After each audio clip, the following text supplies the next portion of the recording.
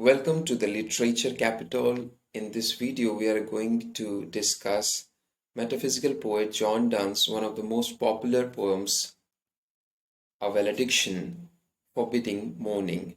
The meaning of valediction is that it stands for farewell. So, John Donne is going to separate from his beloved and more for the time being, and he is asking or convincing her not to mourn for that separation. Okay, this poem follows the rhyme scheme of AB. AB, it is written in 9 stanzas, and the meter used by John Donne in this poem is iambic tetrameter. So let us begin the discussion. As virtuous men pass mildly away and whisper to their souls to go, while some of their sad friends do say, the breath goes now, and some say no. So he is showing to his beloved that look at the way the virtuous men depart, how they leave their body, how their soul leaves their body. It goes without making a lot of fuss, without creating a furor.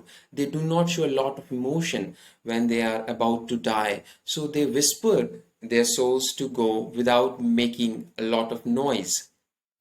So much so that even their friends are not sure whether the soul has left the body or not.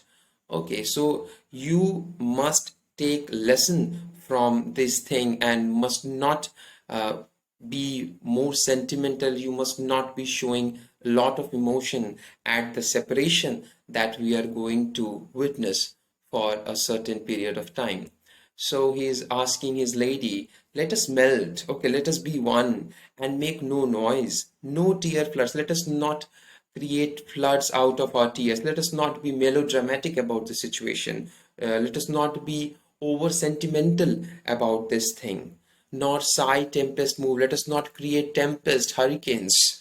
Okay, through our sighs, the sighs of the lover, they are often compared to tempest. Okay, so much passion they hold in themselves.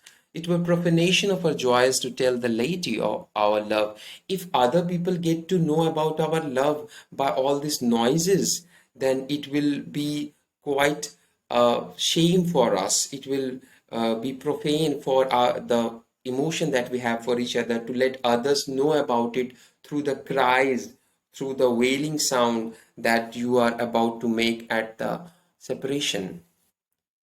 Moving of the earth brings harms and fears. Men reckon what it did and meant. Whenever the earth moves or whenever there is an earthquake, men are so affected by it that they keep on thinking about its harm and fear. They are jolted by any earthquake. But trepidation of the spheres too greater far is innocent. But when the spheres move, then the celestial bodies move. So John Donne is here talking about astronomy, okay, and he is taking that Ptolemaic model, the model that preceded Copernican model.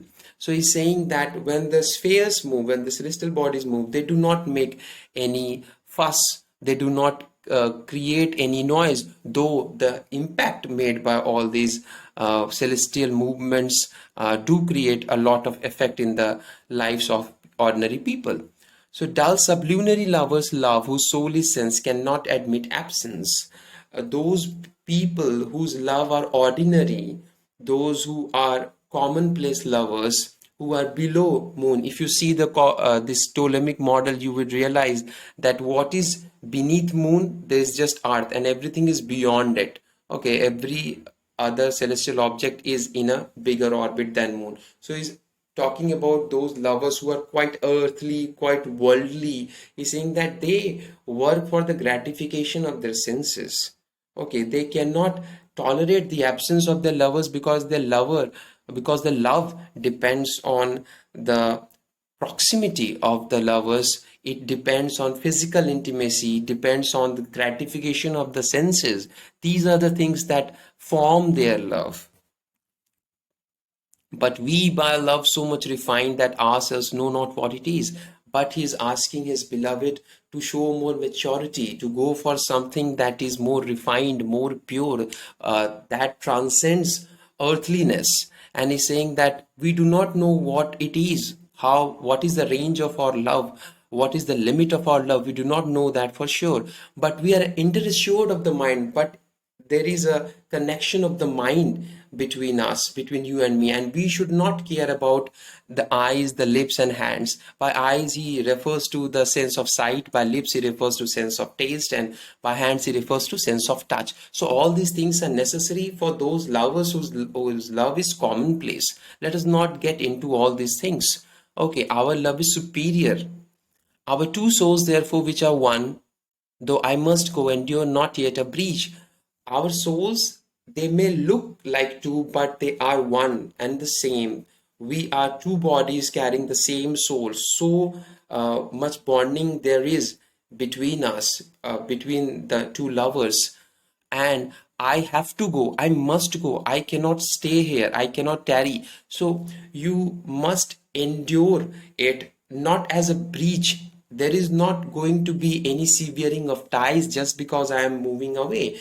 It is an expansion. Okay, now he's comparing this expansion to the way a gold is hammered and it does not break, it is malleable, so it expands. He's saying that when the lovers, they suffer something, their love grows, their love expands, so much so that it is beaten to that airy thinness. Okay, they become a part of the atmosphere. So much expansion their love experiences when they suffer, that it grows to pervade the whole atmosphere. So suffering always leads to expansion, evolution. Now, here comes the most famous example of metaphysical conceit in these two paragraphs. If they be two, they are two, so he's referring to the souls. If they are two souls, let them be. Okay, but we are two souls, 2 feet of the same compass. As stiff twin compasses are two, thy soul, the fixed foot, makes no show to move, but doth, if the other do. And though it in the centre sit, yet when the other far doth roam, it leans and hearkens after it, and grows erect as that comes home. So we are like two legs of the same compass, and one must stay fixed when the other must roam in order to form the circle. But the farther they are from each other, the point which is fixed, which forms the center of the circle, it tilts a little. Okay, so it inclines a little with respect to the uh, distance that the other foot covers. So it harkens after it. Okay, but when the 2 feet are restored to the original position, the previous feet, which is fixed to the center, it grows erect when the other feet comes back home. So you have to be firm like it. Such wilt thou be to me, who must like the other foot obliquely run. Thy firmness makes my circle just, and makes me end where I began. So you have to show that maturity, you have to show that firmness. While I must go and attend to my duties, you must stay there fixed and wait for me. You cannot show a lot of sentiments, you cannot create noise, you cannot create a lot of fuss just because I am separating from your physical body for the time being. You must wait for me.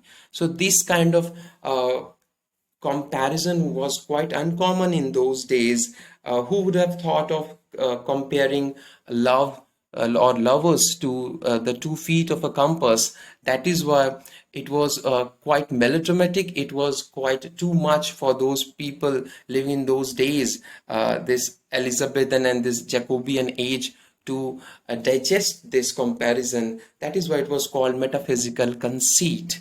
Okay, so I hope it was clear to you. More explanation will provide in other videos when we take up more